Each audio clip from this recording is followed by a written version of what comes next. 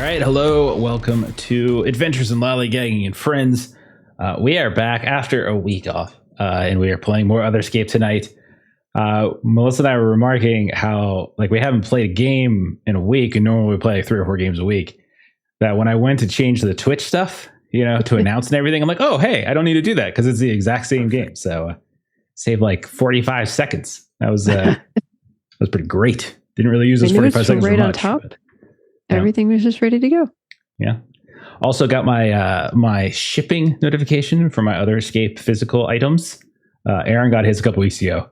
I'm getting mine pretty soon. So hopefully before next session, I'll actually have a fun copy to hold up, and then all of the little tags, which are trader stuff. Yeah. So let's try not to do a TPK tonight, just so that doesn't go to waste. That'd be pretty rough. Okay. We'll see. Maybe. Always the goal. Mm-hmm. So Maitre, this break, I didn't do anything. You mentioned a couple times. You asked me. I'm like, I'm literally not doing anything. I'm pretty total slug. I honestly love that for you so much. I loaded up RimWorld for the first time in a long time, and I couldn't remember how to play it. And you had a really tragic arc because I obviously name all the characters after you all. So one of my starting crew was you, Steven, and Kipser. Steven and Kipser, great, fantastic, married apparently, and get along fabulously. But then there was Maitre. Sound right, but okay. I know it doesn't. And then there's Maitre, and Maitre was just, oh God, what?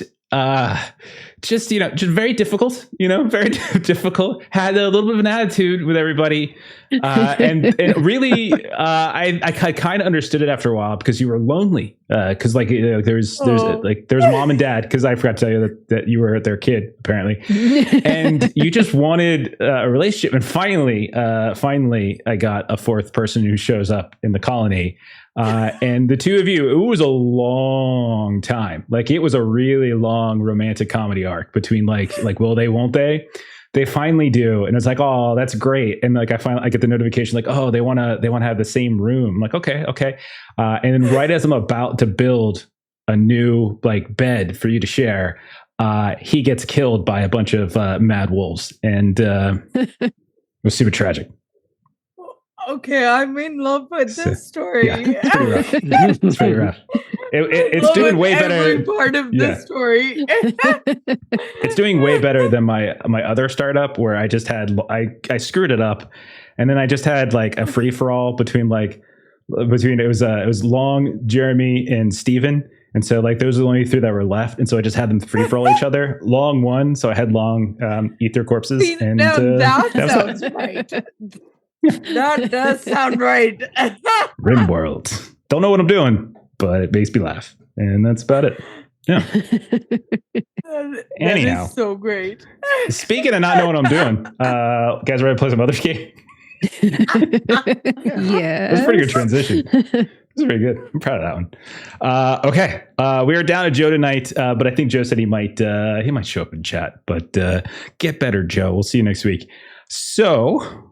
Last time around, we had finished up Sunken California. We took some downtime, finally, messed around a little bit. Agaricus, you delivered your Gollum mom figure, Ariana, to her surprisingly high-rise home in the Silk Quarter. She gave you some kind of source-infused backpack with the ability to sort of conjure or contact her directly.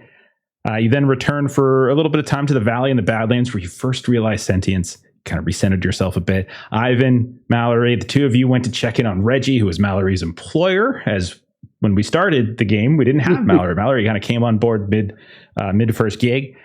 You guys went to the Slaughterville district. Reggie was not too happy with Mallory's work. Eventually, you agreed mutually and with no ill will to part ways. Back at the warehouse, Ivan, you took a bath in iron shavings, reattuning yourself to your elemental powers. Yeah. So you're feeling good?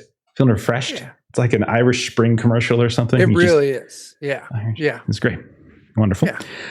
Let's see what else. Verona, you made amends for not giving the spirits thanks when you call upon them or you control them. You had a little bit of a lecture from your Your ghost friend, was it sister or friend, Kellen? No, this is the love of Rana's life that died so tragically, and the ghost that follows her around to get This is where the vengeance. mad wolves came in. Like, Yeah, just devoured. It's crazy. Yep. I don't even think they were that mad. I just think they were hungry.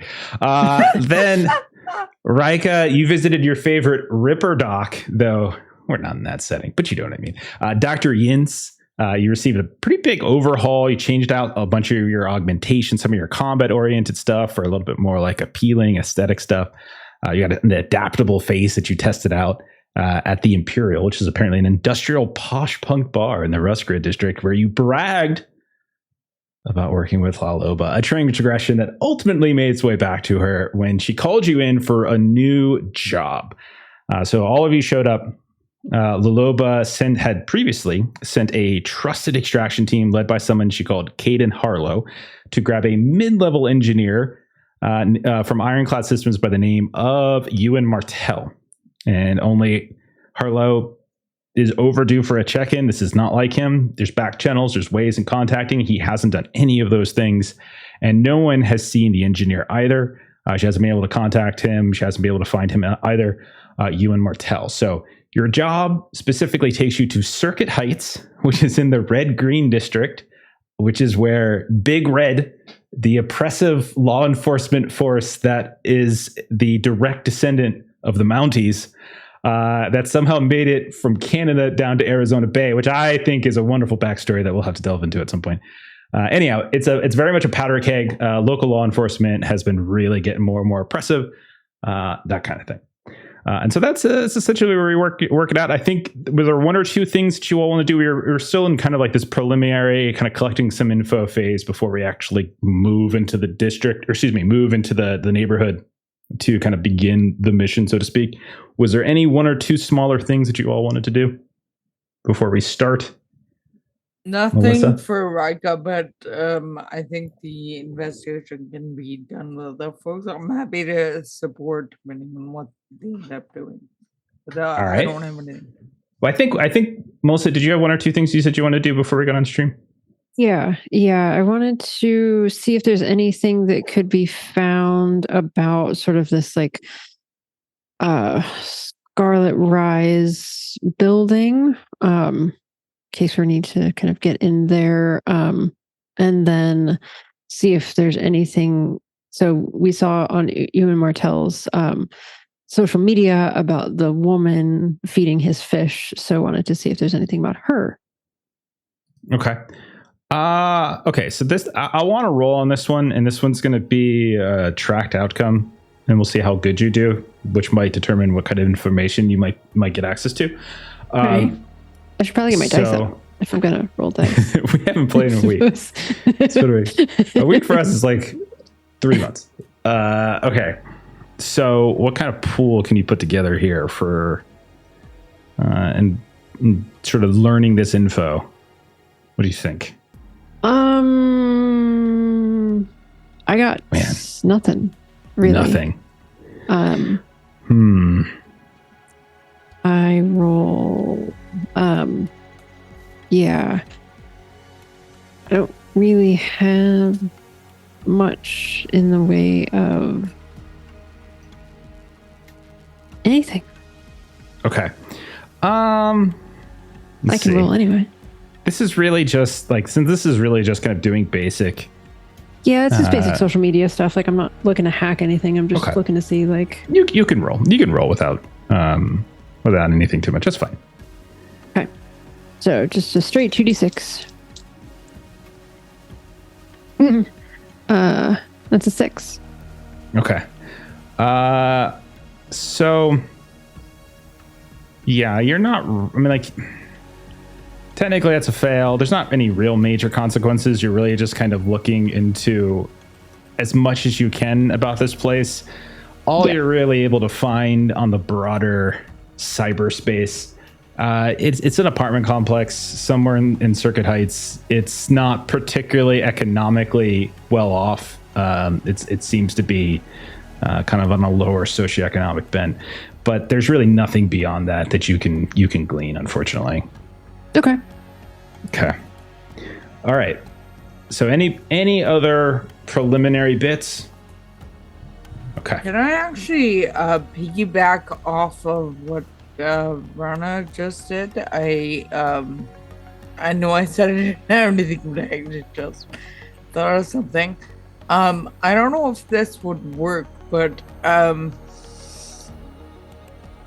wonder if there's a way for me to know what Ewan Martell or Unclad Systems generally might be working on in terms of tech that would be relevant for like a big enough deal to do corporate espionage on and that kind of thing.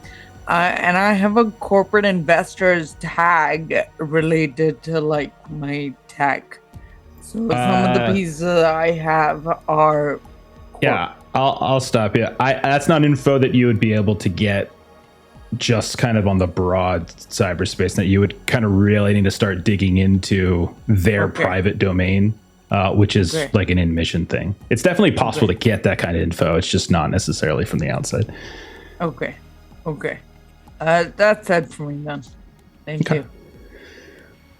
Okay, so if that's that, we'll say all of you, you get into maybe, I don't know, maybe Clover's van, or maybe you just take whatever basic public transit you can to get into Circuit Heights. Now, you all are localized really to sort of the smokestacks, but you're not that far away, so relative to the broader Arizona Bay. What you know of the red-green district is that the Big Red is ever present. It is a very, it's a highly policed district. It is a district that surveillance is commonplace, but also patrols of Big Red, and they seem to be corporate funded, so they are decently geared. And as you start venturing into the district itself, you can see their presence everywhere.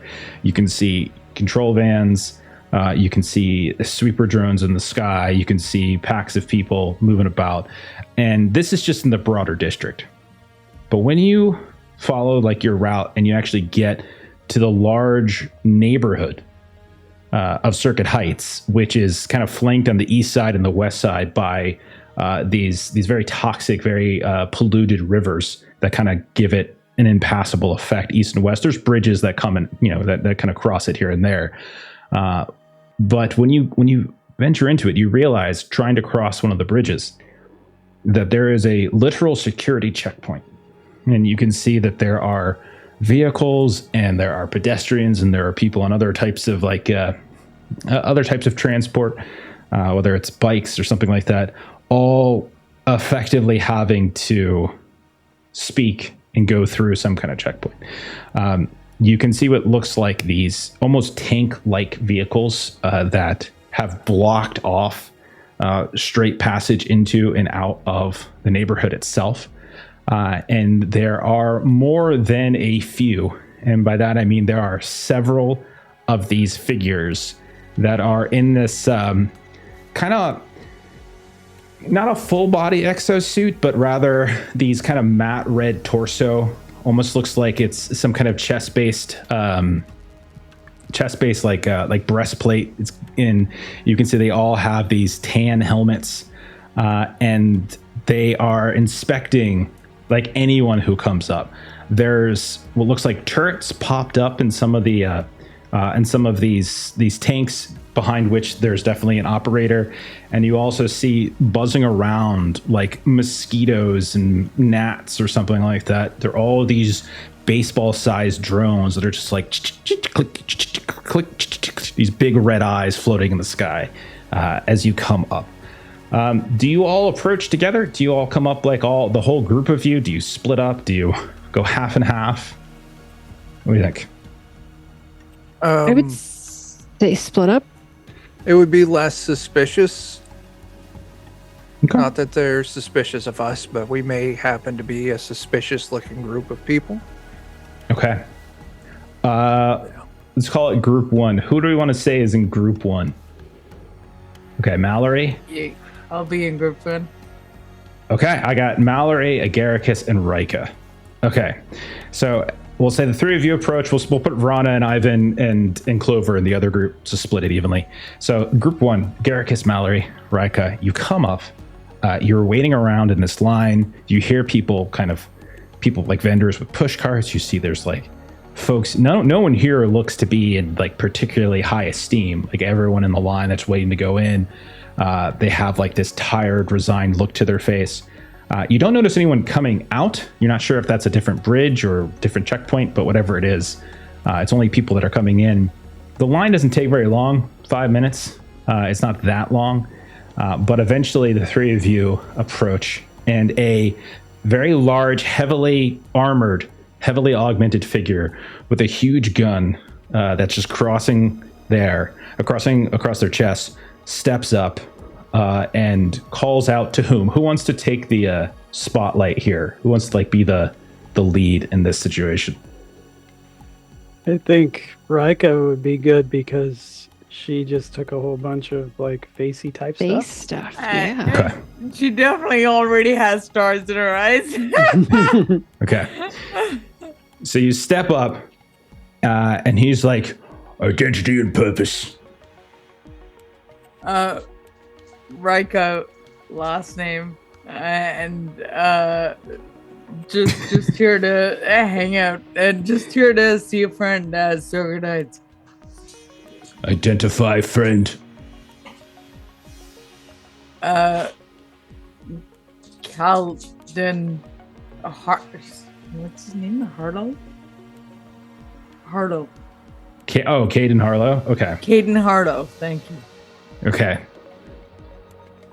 One moment, and you hear this like bzzz come down, and it's like looking right at you, and you can see this like the aperture of this baseball-sized drone is just shifting, changing. There's this bright red light that kind of scans you, and then it shifts and turns. Because eyes from Lil the same to the drone.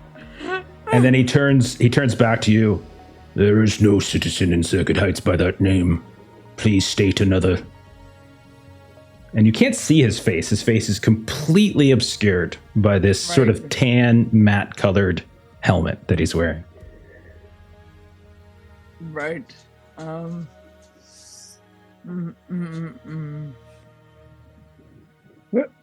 I know that there's a lady named Isla Faye. She has several small children that she takes care of. I was planning to deliver some toys that I had carved for them. Please produce your deliverables. He kind of turns and waits and is like looking for you to show him these toys. Reach into my backpack and pull Can out I like a little simple wooden support toy. with my dazzle and impress sack. Okay, so Jerry, I'm going to want to roll from Agaricus here. So it's your magical backpack. So you're trying to produce reasonable toys to maybe make your journey into Circuit Heights not seem suspicious. So obviously your magical backpack, your new tag that you got with Ariana will come into play. Anything else you want to use? I'd meant to actually. I'm not sure really what else I can put into it. Can I support or no? Sure, but I just wanted to see what he's got first. Sure. I'm sorry. I just forget if that's a thing in this game. I think he'll pull it out and then just kind of like a little flourish. He'll pull out like it's just a very simple, crude wooden thing. But as a flourish, he'll have like some little bit of floral growth sprout on it as he pulls it out and presents it. Okay. Like maybe like some red lichen to kind of match his outfit sprouts around the chest of it as he produces it. Okay. So Okay. two, So maybe you're gonna get you'll get your point for that. Reichel, you'll support by you'll sort of describe how it looks. So that's 2. However, there is a tag working against you in this situation, as they are extremely well trained and observant. So you're going to take a minus on that. And Perfect. this is really so go ahead and give that a rip. You've got 2d6 and then +1. plus 1. Okay. Yeah. 2 plus 1. All right, time to botch it. Here we go. 7. 7 is very good. Okay. So, Look at this. I can even make him look a little bit like you. and as you manipulate and shift and make it look like one of these big red officers, Children should learn to respect their authority figures. you realize you pushed it a touch too far. As he says, impersonation of a big red officer is a felonious offense. Please revert it back to its original shape. And he kind of points his whole giant cannon like at this tiny little toy you have. Yes, of course. No humor to these guys whatsoever. Excellent point. I will desist from that. I meant well. I'm not from Okay. here. And he looks at you, and you can tell his face just like calculating. Is there even some like lights that you can kind of see that he's like kind of reading maybe a HUD inside of some kind? You keep feeling like the scanning of this little device. Do you want One of this our- one? One of our drones will escort you to the appropriate designation. When you have completed your task, you'll return here upon leaving Circuit Heights. Do you understand? I do. Thank you so much for being so very kind. At that point, he says, "Move along." And like you can see like a space opens up between these tanks and you can walk your way across the bridge and into the city. However, you very much notice a zzz as above you, one of those small baseball-sized drones is literally following you. It's like right above your head. And Rika and Mallory, you can go with them. I'm assuming you all three are together. We'll cut then to Ivan, Verana, and Clover. As the three of you come up, you have a sort of a similar vibe. Like, you know, why are you here? Is essentially the gig. Like, who are you? Why are you here? What is your I think I'll business? let Ivan go first. Before we get to like the actual checkpoint to talk to Okay. them, Okay. I just want to try and see if we can just slip past them. Just You say want to no, try to thank sneak you. past? Hey, Not- using Not Vrana. Vrana has no Okay. tags for sneaking. Wow. I was like, I don't even know this asshole. nope. So All right, Ivan. He's gonna do well with that. If you would like to try to sneak past, let's put a pull together and you can describe what you do. I'm going to say it's a large bridge. Yeah. You're trying to cross over this like piddly ass river. You don't necessarily have to try to cross over on the bridge itself. You could try to go underneath. You could try to cross in the river. So there's ways that you can change it. So are you looking to just like make it across the bridge and maybe like blend in with like one of these other groups of people, or are you trying to find like a different route across? no, I'm gonna make it across the bridge. The plan is leveraging my gremlin Mhm. along with my zeroed identity stuff to just make them not see me, and anything that might, throw some little errors in the way, throw some Gotcha. little distractions. Using my tech gremlin and cause malfunctions to try and keep anything that may be able to notice me to Some of their surveillance drones or something. Kind of. Yeah. Okay. and There then is some. also Okay. I've got my identity blurring and my evade surveillance. I think all of those is perfectly fine. There is a -2 working against you in this case. Sure. So 2d6 plus one. It sounds like it's the net. So go ahead and give that a roll. Well, you said we get a plus. You're giving a +2 or a -2 for you. My tags are giving you a -2. Okay, as and I've they got are- 4 Oh, my going bad. for me. Okay, Yeah, so you have okay. you have 2d6 plus 2 then. Sorry. Yeah. All right. Okay. This is where This is All why of a I did sudden. not do the sneak. I do not have those tags. Got a Oh, 9. Okay. Ooh. Huh. 9 is fantastic. So you find like maybe there's like a pedestrian walkway off to the side that's not being observed as clearly. It's a little it's a little rickety or ratty, and you're able to use that. You quickly kind of what does the tech look like when you send out your tech gremlin? What does that look like?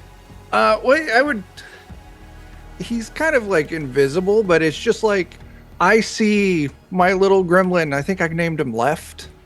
Yeah, that sounds right. Yeah.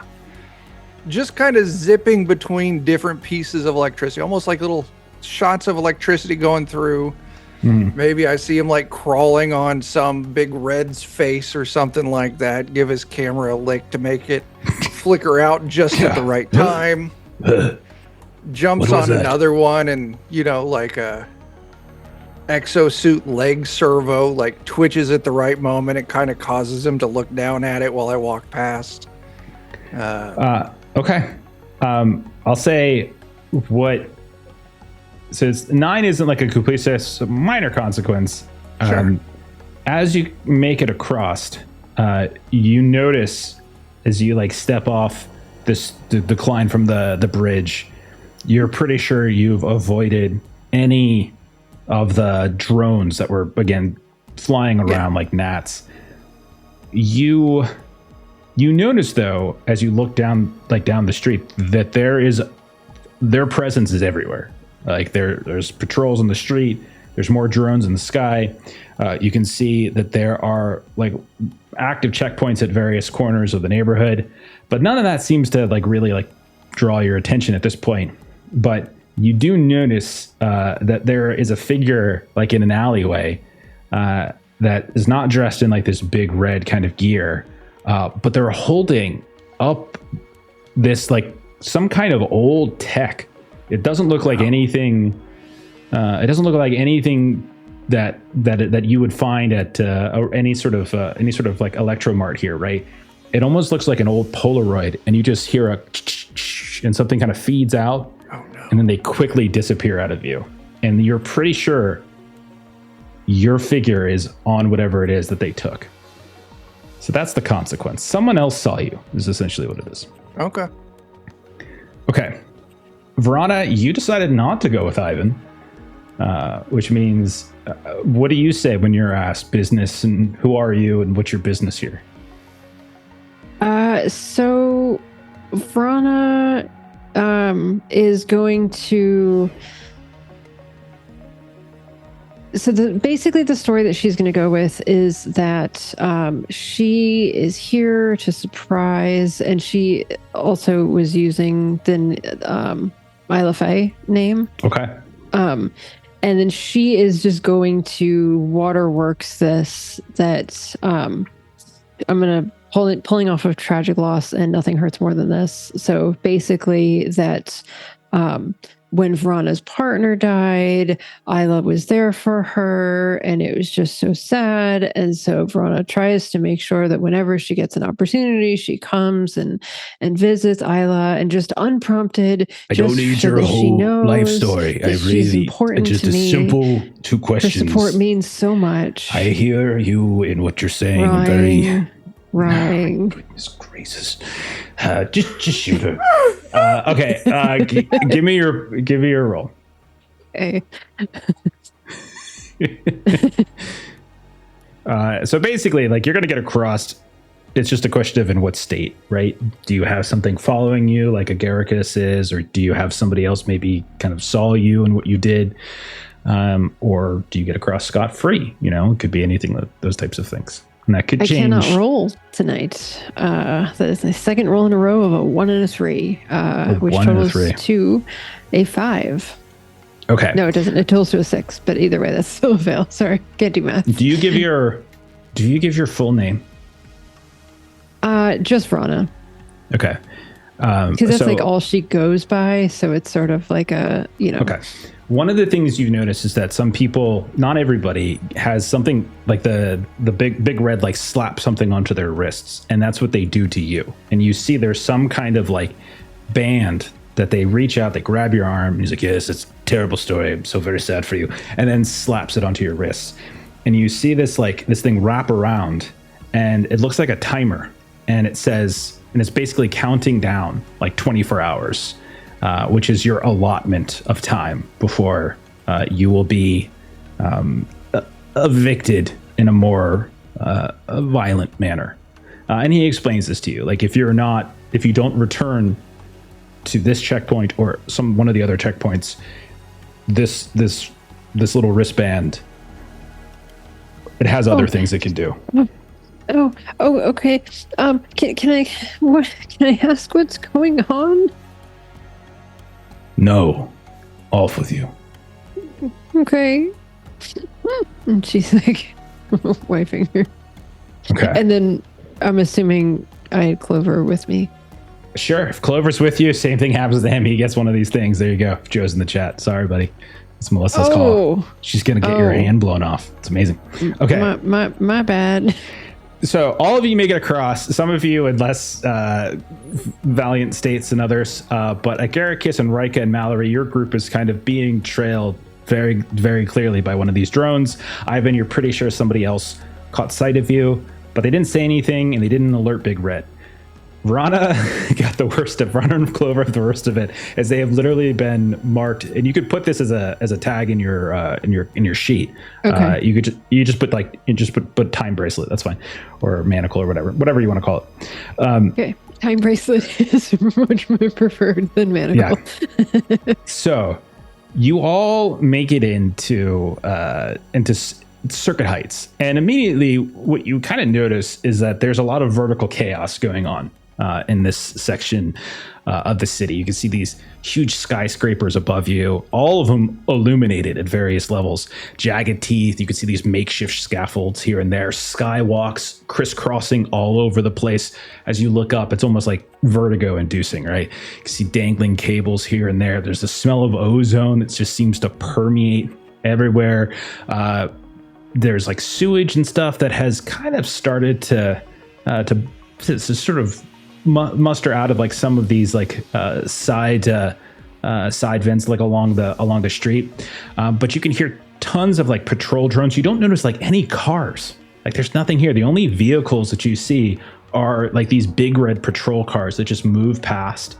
And you can see like there's all this like scanning equipment, people on like on turrets here and there. There's this like heavy like militarized feel to it. You can hear all sorts of like arguments like wafting down from somewhere above, like these muffled arguments that are quickly quieted. And you can see neon signs like flickering left and right. I'm gonna say you probably come here. What do you think time of day? Would you have came here at night? Would you come here earlier in the day? What do you think? Midday? Yeah. Okay. Midday. Midday. Okay. We had to get IDs to pose as workers, so we'd either want to be coming in at first shift, second shift, or third. So okay. So like late morning, early afternoon to give us time to get the Okay. IDs in the morning and do shit while there's still a couple hours of daylight the full evening. Okay, but you guys didn't succeed at getting work IDs. I think you got prisoner transport stuff. You don't actually have work IDs. Yeah. That's what you failed at, Mallory, and why Right. you were tagging, because you were trying to like derive like specific identity. Okay, so ultimately you're here. It looks like it definitely looks like a place that's being occupied. It has like kind of a war zone sort of feel to it. There's still people moving about. You can still see groups of people, but some of them, like you can see, like they hurl curses at some of these big tanks as they go by, and then one of those flying drones will zoop right up into their face and kind of scan them really fast, and then they'll like swat at it, and then they'll scurry away. And you can see every now and then at like an intersection, like a groups of like these big red patrol officers will like just pull aside a large group of people and like split them up, and they're like, no, too many, and they'll like kind of send them one part of the group down one road, one down the other road, and you just see like they're keeping people separated. So you're all here. Where would you like to go? You have a few leads, but where do we think we're going? Rana wants to go to the glow market. Okay. All right. And Rika does kind of mutter under her breath, this place fucking sucks. And says to Mal, like, and kind of gestures to their drone behind, we gotta take care of them.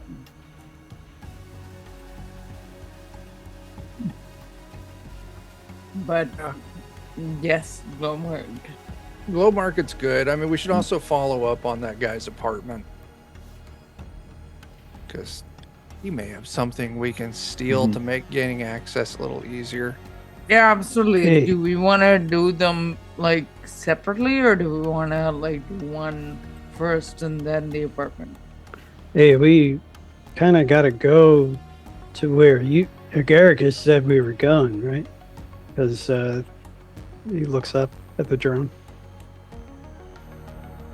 Like, if I can get access to some form of terminal once we're there. Isn't Maybe I everything can- in Circuitite? Like Glowmark everything's and the Circuitite. apartment is in Circuitite? Mhm. Yeah. And Circuitite's just a Circuitite is big where we neighborhood. said we were going. Where did you guys say Agaricus or Garicus? Where did you say you have to go? Oh, do you remember there's the nice lady who's taking care of the fish, and apparently she also helps out with several children. So I said I was delivering toys to the children. Oh, You know what we could do while we're being washed? It does follow us closely, but when you go around the bend, you change your silhouette. Either maybe you pop your collar up, maybe you change your jacket just a little bit, maybe you poof your hair out to the side. For myself, I'm going to keep changing my colors and growing out little spurts in different areas so that my silhouette is always different. Yeah, some people can go to the apartment complex and some people can go to the market. I'm sticking with Agaricus because this thing's been watching me this whole time. okay. Hmm. Well, why don't the three of you go with your babysitter to the apartment, see if you can find anything to steal or to help us get into the place. and Well, see I if you mean, can- maybe it'll split off if one of us comes with you. We can see if it's, if it's following one of us more than any of us specifically. Just to see. I mean, Okay. if it's following all three of us, it's following all three of We us. can all split up at the market and go see what's there. I think if we told them that we were with Agaricus and then we split up, I think that's going to cause suspicion. Yeah. It's fine. Vrana and I will go to the Glow Market, do a little shopping. And I have the an rest idea. of you. Oh, Hello there, Mr. Drone. I was told by the officer that I'm not supposed to have my toys impersonating the officers. I had already done some of those ahead of time in advance. I meant well. I wanted to teach the children to respect the authorities. I'm going to send her to the market to get some removal, chemical stuff. We are complying. And you hear like a voice come out of it. And it just says, and you're not sure if it's a drone's voice, but just hear a voice. Loitering is illegal. As you guys are all kind of just lingering here. If Rika wasn't already about to lose her shit, it's pretty clear that she's very irritated. all right. I'm going to look for signs and start heading to the Glow Market. Okay. So I heard Verana and Ivan going to the Glow Market. Agaricus, Mallory, Rika, are you coming too, or are you going to the Scarlet Rise?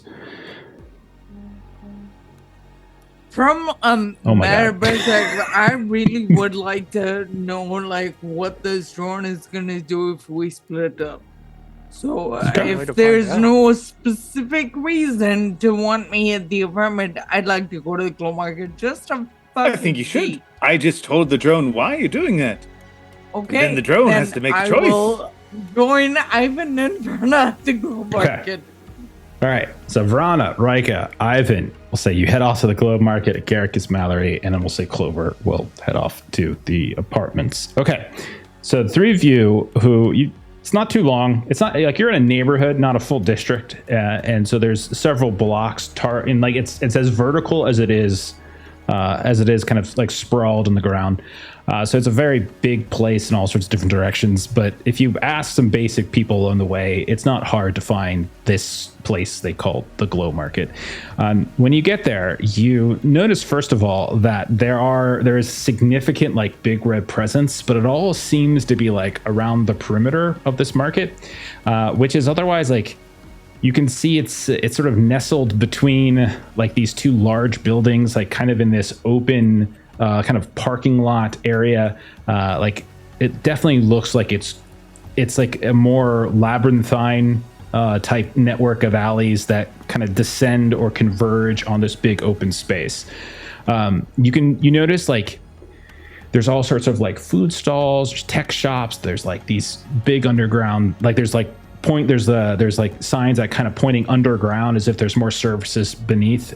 You also notice that there's like all manner of like neon signs, street lights, etc. But what you don't really see is these like big red people kind of actually venturing into the market itself. They just seem to be kind of making this big perimeter.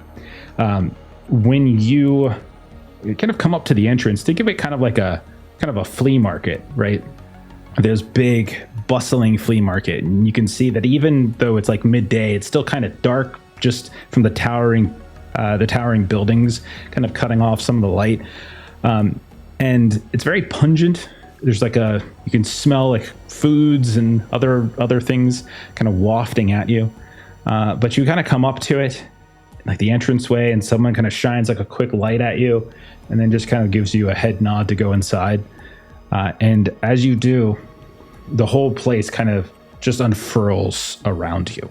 So imagine like you're in a very bustling, kind of eclectic labyrinthine market, neon signs everywhere. You can hear people shouting, you can hear people talking, you can hear what looks like, you can see what looks like demonstrations of various tech. You see other places, the sizzling of like these food vendors and things like that as well.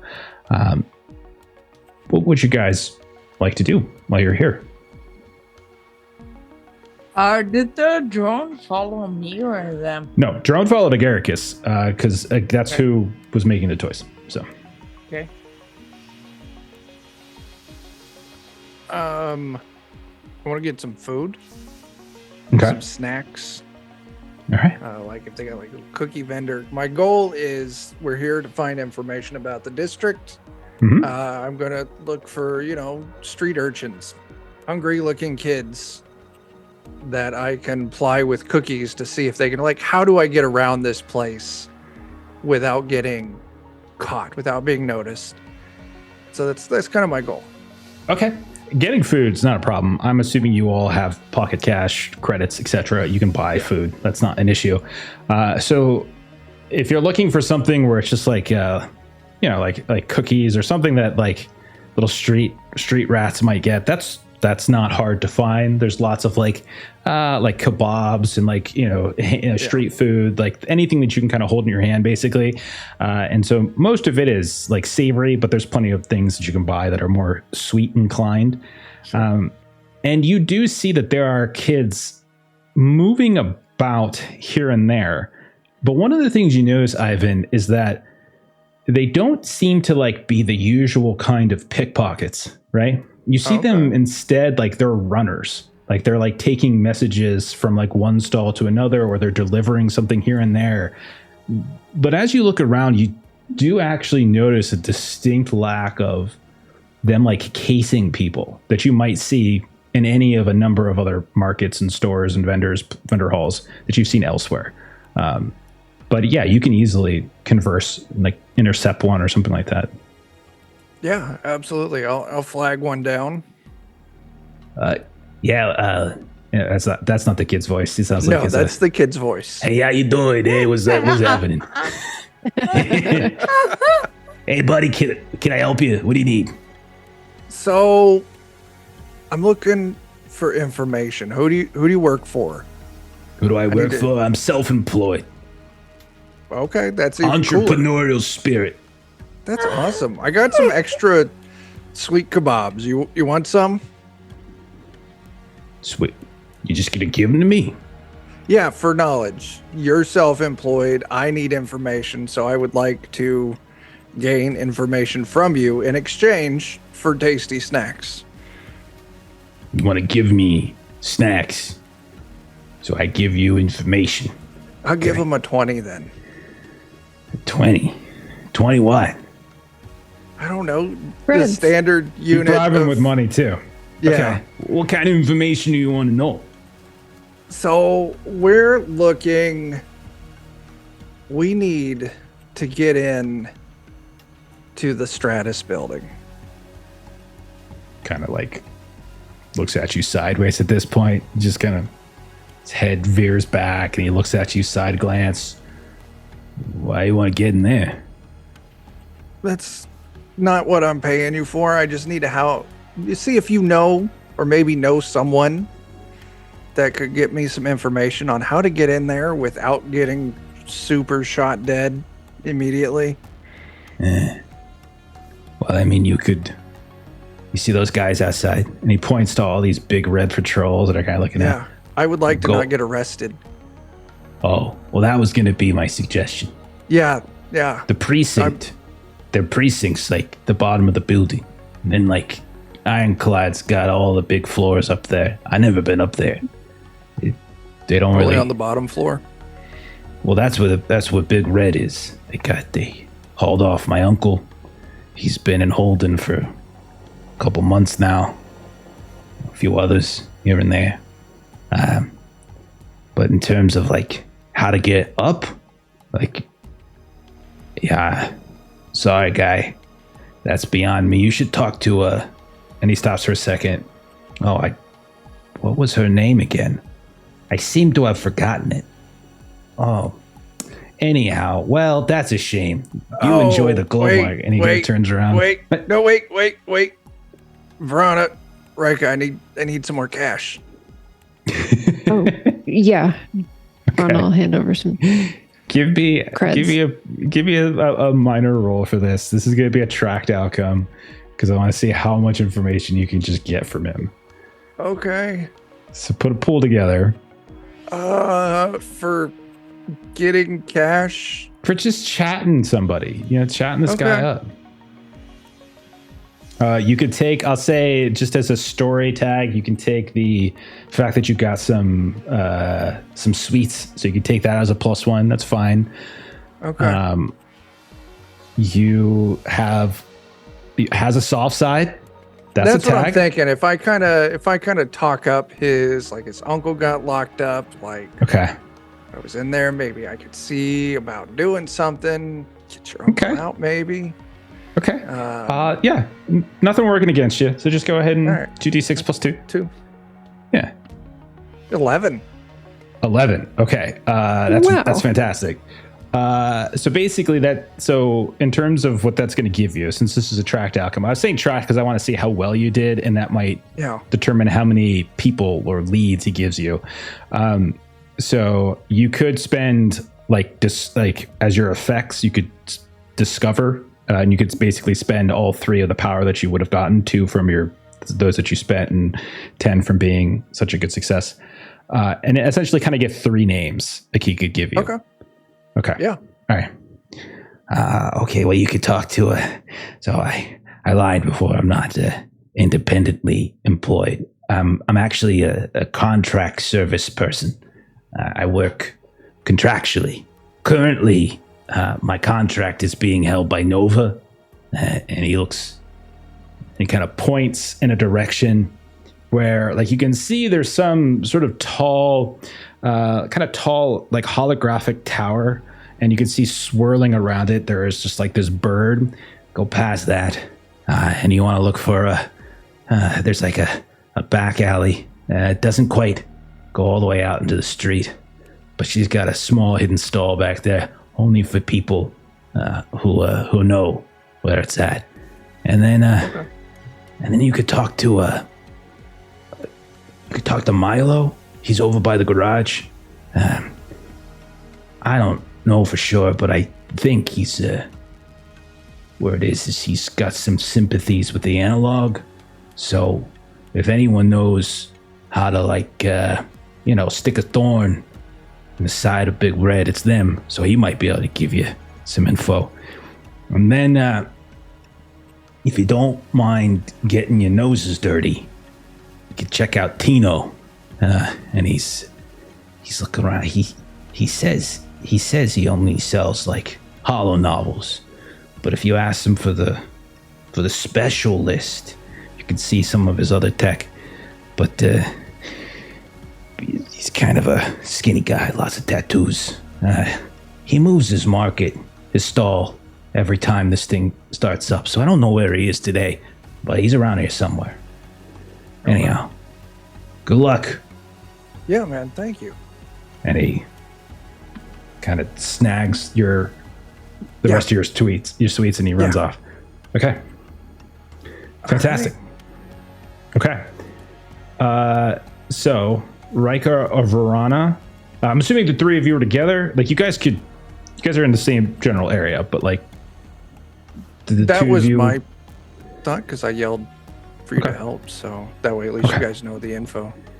Okay, so basically you guys can talk amongst yourselves on the side, and I'll switch over to Jeremy and Adam here in a sec. But Tino, which is like some sort of black market tech guy, Nova, who has got some hidden information broker kind of person, and then Milo, which he said was a sympathizer with the analog, which I'm not sure if it's a name that's popped up yet for you guys. I can't recall, but we'll come back to you in a sec. Let's move over to Agaricus and Mallory. You, again, it's not hard to navigate around the neighborhood. Everything's on foot. It's all pedestrian. More than once, you have to like wait for like a street crossing, and you see like some of these big red vehicles move past. More than once, you hear the sounds of the buzzing above you. You see it, Agaricus, and it's kind of scanning you from time to time. But you also notice like the sounds of other things kind of clicking here and there. You look down a few alleyways, as you kind of go deeper into the neighborhood here, and you can see that there's like rows of what definitely looks like kind of people slumming it in some of these alleyways around like these big steel drums and stuff. Once or twice, like you could see a patrol, big red people come over, kind of kick the drum down, and the whatever it was they were using to create the fire just kind of spills out on the ground, and they kind of yell back and forth, and eventually everyone kind of cowers at a certain point. But the two of you find your way to this, again, towering building. It's a residential block of like these of housing for what people describe as like there's families towards the mid and upper levels, some vendors at the lower levels, lots of low income workers, and you can see that coming and going.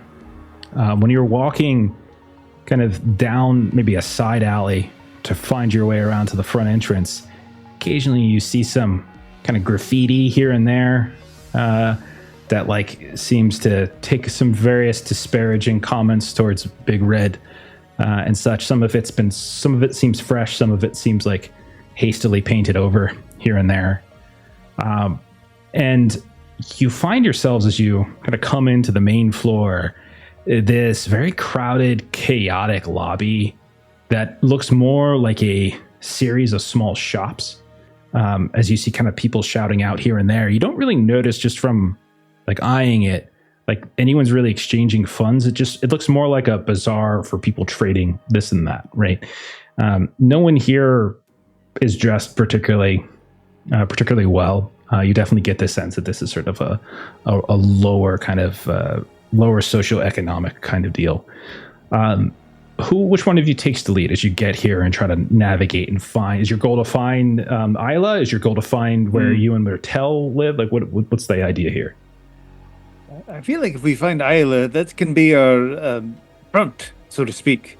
I will try to, make a big to-do of making sure that every child who lives here has a chance. Because if we do every child, that gives us a lot of time, right? Sure does. Yeah. See, what I'm thinking here is like, you go in and visit somebody, drone isn't going to follow us inside the building. It's going to like keep an eye on the door of the building. So you say that, but you hear bzz over top of your heads when you're standing inside of the lobby. It's very much following Agaricus everywhere he goes. Oh, hello. If I were to set up some place to allow multiple children to congregate, I don't want to create too big a crowd and cause a problem. Where would be an appropriate place to do that? You need an appropriate market approval to be able to fund your wares within Circuit Heights. You'll need to venture to the Stratus building, go into the civic side, the Big Red precinct, and file. And then it lists like 10 different forms that you have to fill out to get an appropriate license for actually being some kind of street vendor. I will keep asking it incredibly stupid questions. What if I'm giving away the toys for free? What kind of forms do I need to give something away for free versus selling it? You can see the big red eye starts to narrow. Who gives something away for free? What are you angling at? The eye shrinks. And it might be around this time, Agaricus, that you realize you're not actually talking to the drone. You're talking to somebody else who's operating the drone, like an actual person who's just watching and communicating through like this little drone's flying around.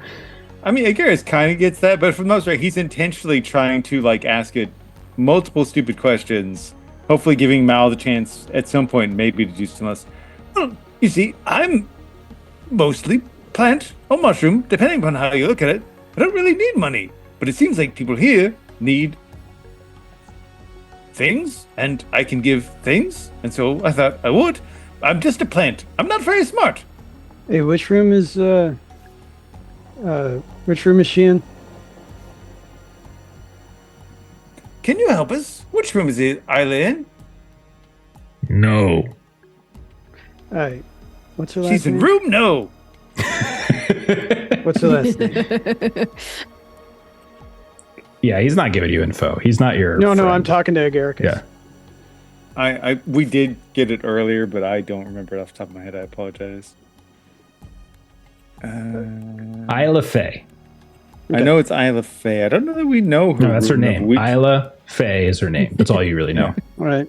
Hey, So we don't know her apartment number. I tell you what, you figure out what you need to do in order to give this stuff away. I'm going to start looking for Isla, all right? And I say that loud enough for the drone to hear. Okay. Excellent. So if I were to be giving things away for free, even though I understand by your logic it's not a smart thing to do, but if I were to do it, do I need forms to do that? Not if you're in the privacy of someone's home. I suppose that's fine. Is this considered a home? And No. is it private? Do you own an apartment or rent an apartment on the premises? I don't, but I was given approval to come here to give away my wares. Unless you are given approval to give away your wares by somebody living within this domicile, it is considered trespassing.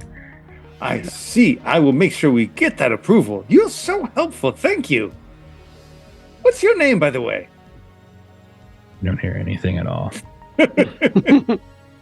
All right, so while he's doing that distracting bit, I'm gonna like look around and see if there is some sort of desk with a person behind it. I doubt it, but it's probably just like a mailbox or something like that, like some sort of directory.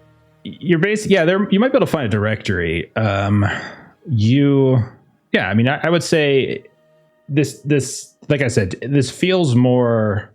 Think of it like it's almost like a dorm in the sense that like there's this big social kind of group down here where they're kind of trading this or that or whatever. There's different groups that are talking, some of which are fighting, some of which are arguing, some talking, trading, etc. So there's plenty of people down here. It's all very densely packed. But yeah, I mean, you could find some sort of directory. You go up to it and doesn't require any particular role. You just kind of go through whoever is considered to be here legally anyhow. And you will find, if you look up Isla Faye, you can tell that she's on like one of the mid levels of the building. So there's like the lower levels, which seem to be more communal. Like there's different subsections of the building itself. It kind of references like some sort of atrium, a school, and then there's like the mid levels where she seems to be, and then there's like the lofts, which seem to be like the highest levels of the building itself. So yeah, you would be able to locate her for apartment. All right. So I locate the apartment and I go back and I'm like, hey, it's this way. And I start leading him towards where we need to go. Okay. So you guys end up taking this like kind of ratty lift all the way up. Along the way, like you can see that there's in some of the halls that you're traveling down, you can see more of that kind of graffiti here and there. that's kind of like popping up in some certain places. You also notice like there's some inside of this like lift, which is like shaking. It's definitely probably hasn't been serviced in quite some time.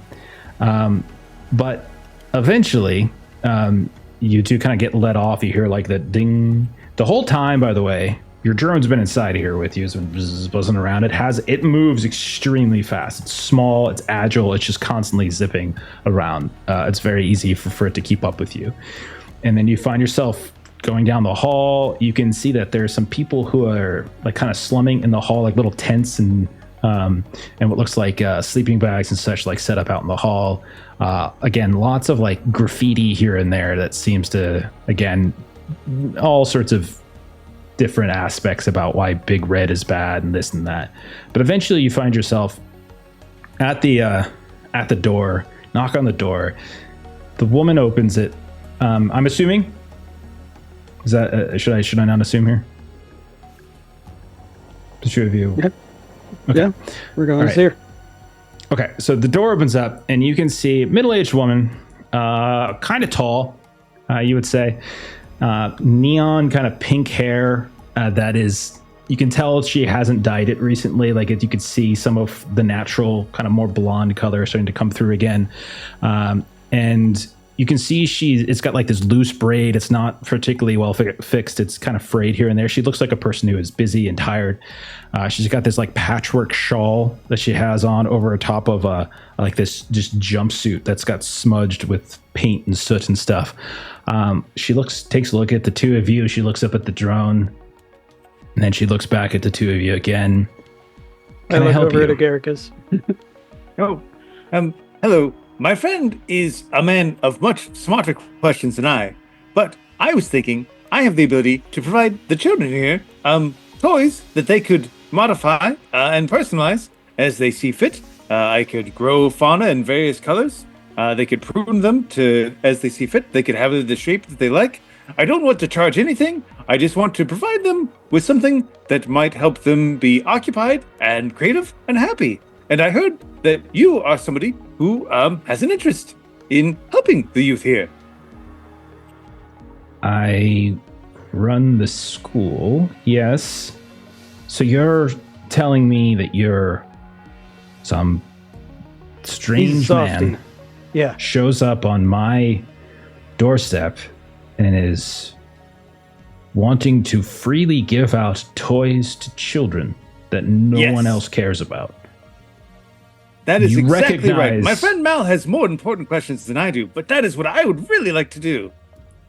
You recognize that is extremely suspicious, right? I'm a plant. I don't work by human logic. Hey, I understand it's suspicious sounding, but I've been around this guy for a while, and you don't know me from Adam, so no, but he's a really good guy. He really wants to just bring a little bit of light to this world. And I can abide that. We heard that you're a good person that even helps take care of people's fish, and that's great. You can tell like she stiffens a little bit at that. Well, it's the neighborly thing to do. We are a close community here of law-abiding citizens. Yes. If you would like to leave your toys here, I will be sure to deliver those to the children tomorrow when school goes back into session. I was really hoping to personalize it. I know it would be a bit of a to-do. I don't know if you have the contact information. It would probably gather people and draw a lot of attention. I apologize for that. But I was told that it's okay, and I would be observed, obviously, and I'm fine with being observed. Perhaps Mal and you might have further discussion elsewise while I'm being observed. Hey, is it okay if we speak a little bit? And then when I ask that, I'm gonna say, I know Ewan. Like I'm gonna whisper, I know Ewan. Okay. I'm going to need you to make a test here. Yeah. That is stealth related. to see if you could say this or communicate this in a way that the drone does not pick up on. Yeah. That is a fair thing to put me through, and I don't think I have anything. Looking at your tags like, Okay. Yeah, I mean, this is a reach, so I don't expect it to be, but I could say that, nope, I ain't got nothing. Never Yeah, mind. just remember it's like you guys have a lot of tags, so, and there's a lot of views, so it's like it's to generate power with it has to actually directly apply. So like you got to have something stealth oriented, right? So Yeah, I whatever it don't might have be. nothing like that. yeah. I mean, it doesn't have to be stealth. It could be more social too. Like if you have something social as well, probably. But like, Yeah, all my social stuff has to do with disaster surviving, and so it's Okay. like, all right. know, and like- yeah. Okay, so what I'm going to say happens then is that you whisper that, and that drone that's over top of Agaragas immediately looks towards you, Mallory, flies into your face, and it says, Hold your position until a big red official comes to retrieve you for questioning. and has now initiated this. You can see Isla Faye quickly slams the door in your faces at that point and says, I don't know who that is.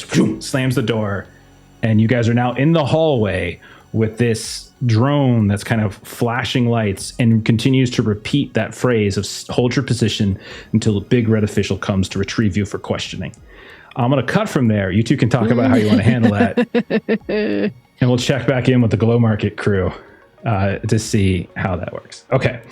So you guys have just finished talking to this young, old soul, entrepreneurial young man. Yeah. Have the three of you decided where you head next? Yeah, we want to look for Tino. And Yeah, we're gonna start see close. if we can find him, talk to him, Okay. get some hollow novels. But while we're wandering around the Glow Market, we also want to keep an eye open to see if we can spot anyone wearing like the name tags for Ironclad employee badges. Ironclad employee badges? Okay. Because I'd like to chat them up. Okay. Sure. So okay, Rika, if you're the one chatting now, why don't you go ahead and whoever wants to of the three of you, just give me like this is going to be a quick outcome, something alertness oriented, something like as you're looking around for these badges, something like that. Any three of you can do it. Okay.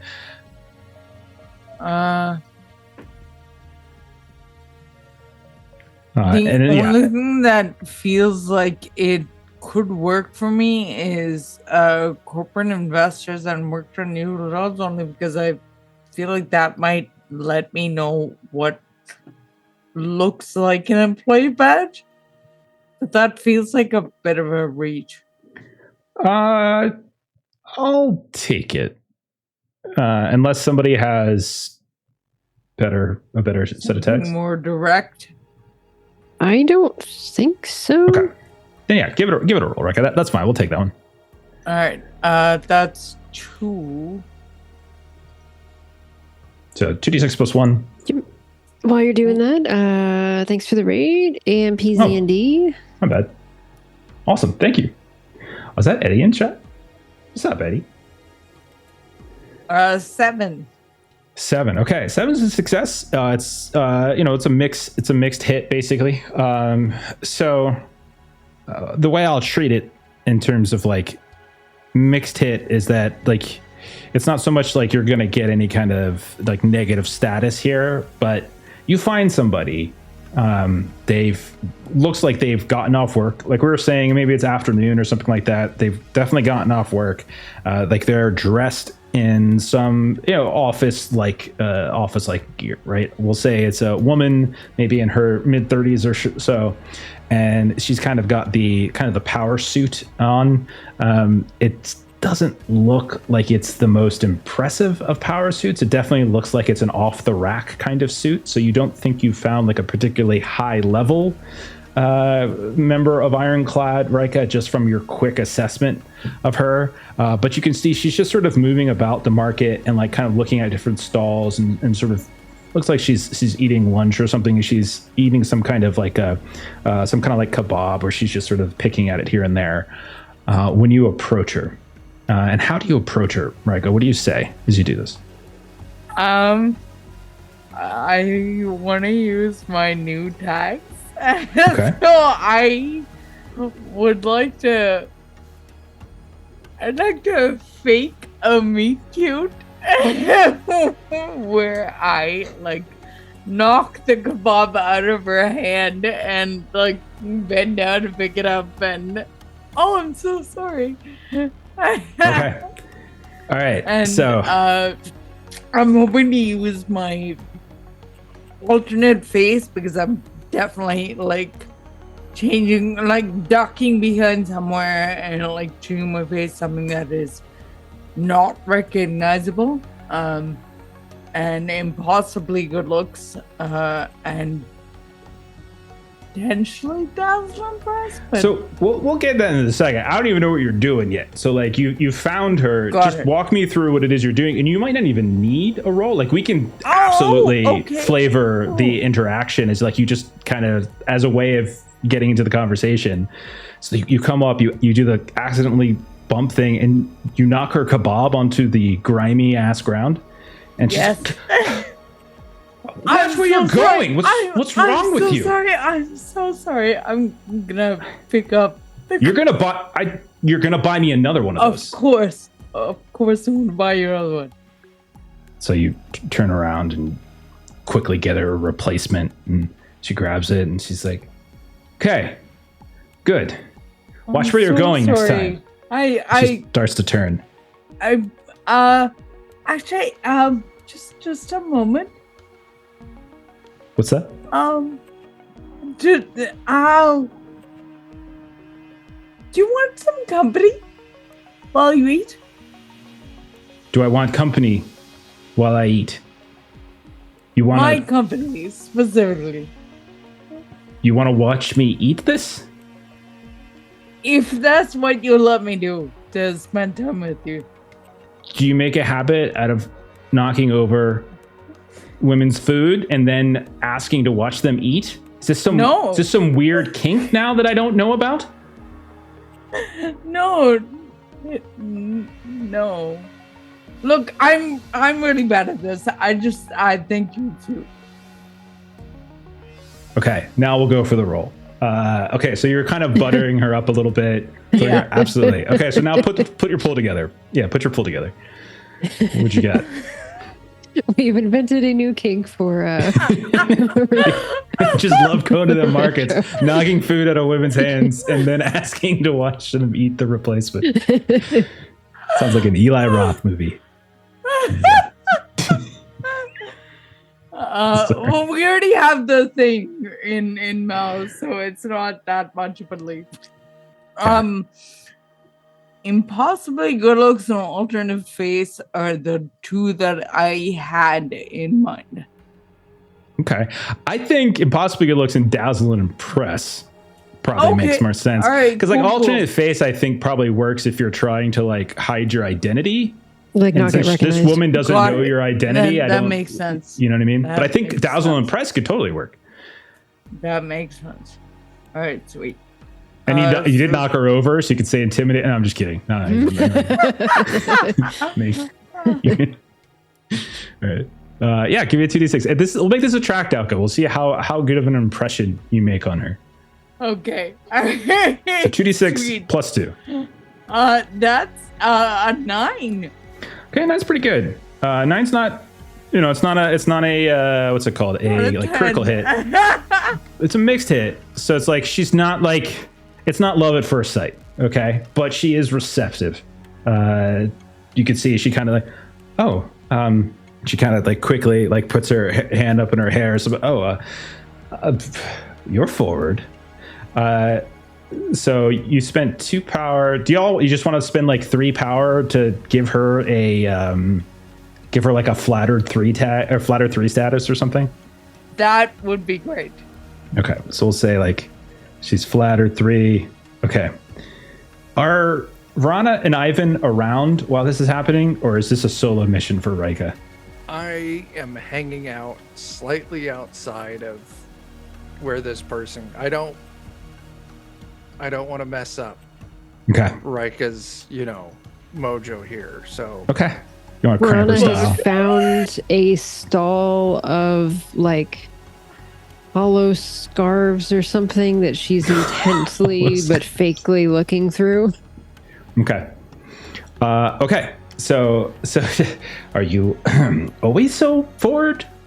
Look, I like I said, I'm really bad at this. It's probably pretty obvious I don't do this pretty often. You don't knock people's food over in public and then flirt with the person afterwards? Every day.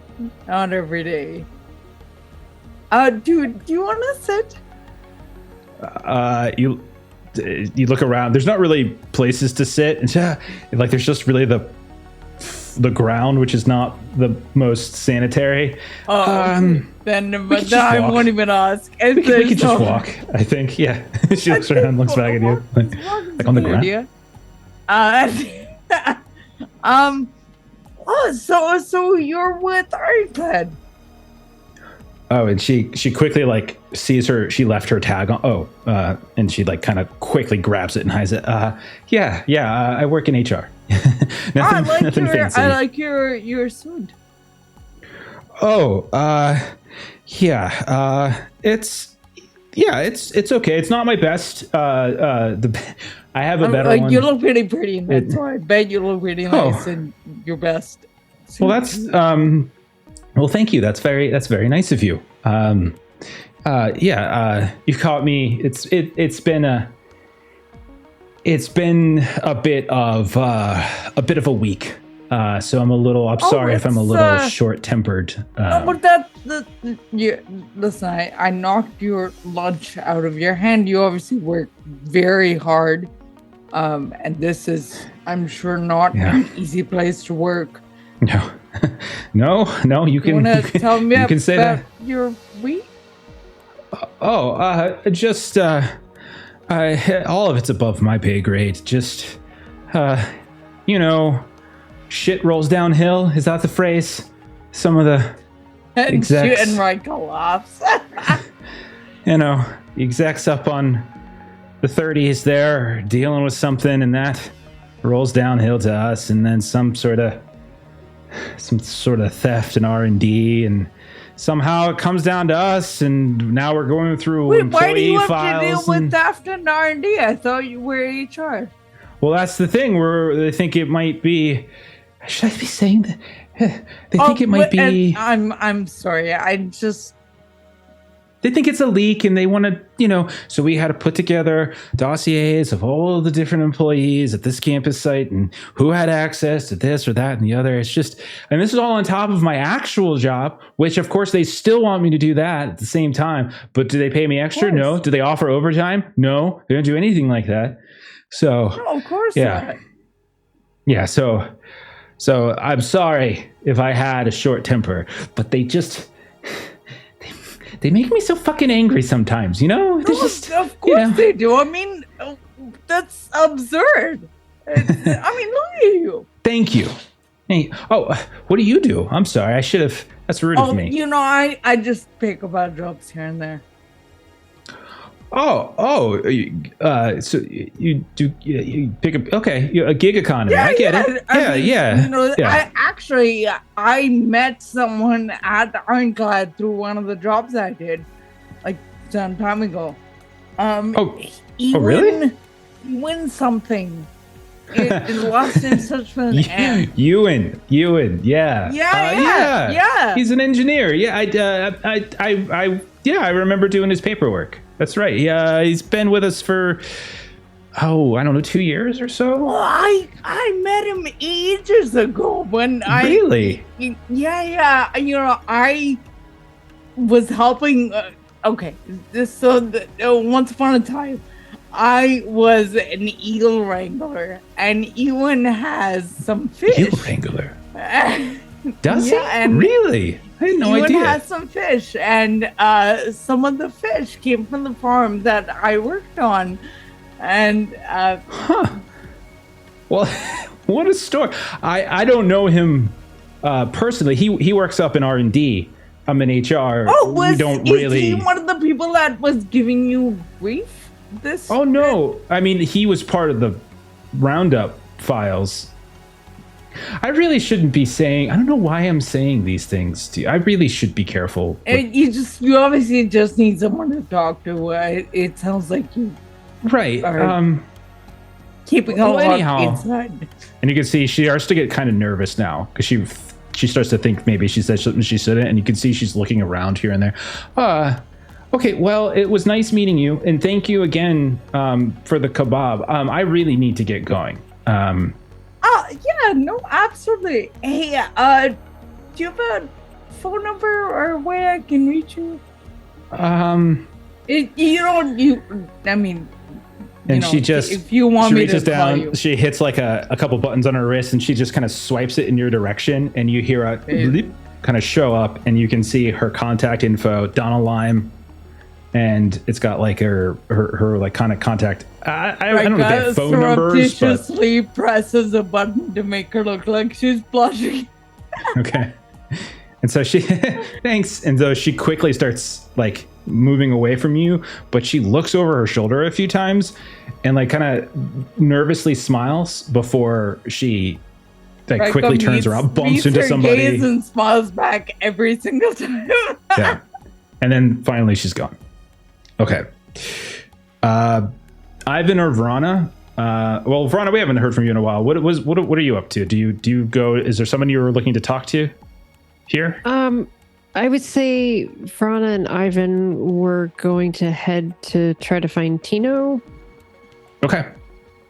All right. So as that, maybe once we realize that Rika had this in hand, maybe we gave her some privacy from the rest of her first date with Miss Donna. Okay. So you're looking for Tino. Okay. So you look around. You eventually find a hollow novels shop, and you can see like there's all these. It's a simple tent, kind of a ratty tarp. It's dripping here and there, and underneath it there are all these like crates, and inside of them you can see like little sort of disc inserts for like kind of reading these different hollow novels and things like that. And right when you get there, like right as you're coming up to it, you can see there's these two people, not like the merchant, but just two people who are browsing, and like they both go and reach for like the same like novel, and then like and they start like yelling and arguing, and then it quickly turns into like a shoving match, and then eventually one just sort of decks the other, and you hear nothing from Big Red. Like there's no buzzing, no one rushing in, nothing like that. The one who like kind of got decked is just kind of laying on the floor, like rubbing his eyes, while the other one looks at the novel. I didn't even want this one anyway. Throws it back in and just kind of like steps over top of the dude on the ground and walks away. Meanwhile, Tino comes around, who you presume to be Tino, and you can see like it's a wiry man, big old tattoos running up his forearm, and he's got like an apron on, like a work apron. He quickly like kind of, pulls the person up, kind of dusts them off here and there, and kind of sends them on their way. And then he looks over and he sees the two of you at a stall. Who takes the lead here? Vrana will kind of step up.